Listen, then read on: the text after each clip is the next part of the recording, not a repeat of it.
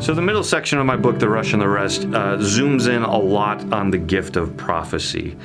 And there's several reasons for this. One reason is because there's a lot to say about it. Another reason is because people misunderstand it a lot. You know, when you hear the word prophecy, you're like, ooh, stuff that's going to happen down the road, soothsayers and what have you. That's not really what it is. It can operate as future telling, but often it's like forthtelling, saying something that's in the present. Sometimes it's even both, saying something that's in the present in order to affect how something will go down the road.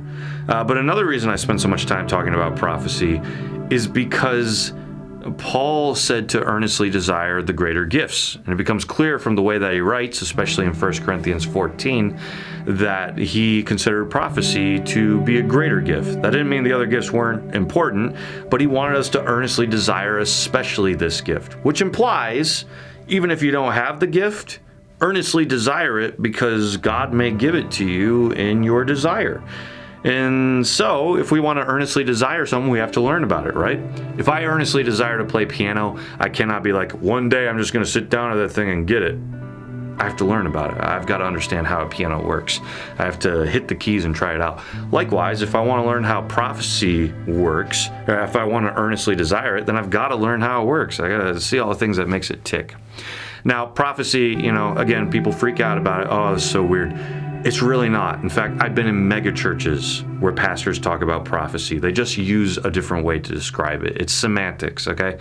So I was in a mega church once and the pastor was talking about, I just felt God tell me this. I could feel it in my soul. Just a hint to do something.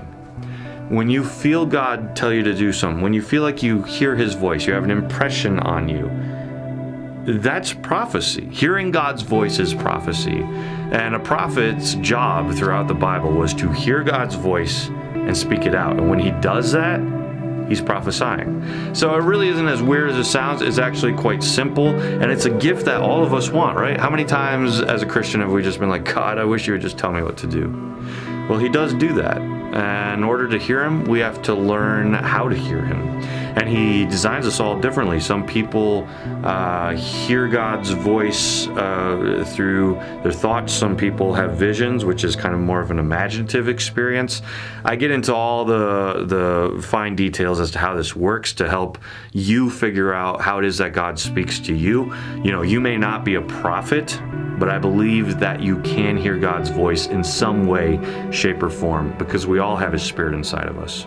So to help you start to connect with God on that level and test the words that you're given, or the words that you believe you're given, I like to get into the fine details. And that's why this section on prophecy in The Rush and the Rest is so long. If you'd like to learn more, check it out for yourself. And as you're praying through this part of the book, I pray that God starts to teach you how this gift works.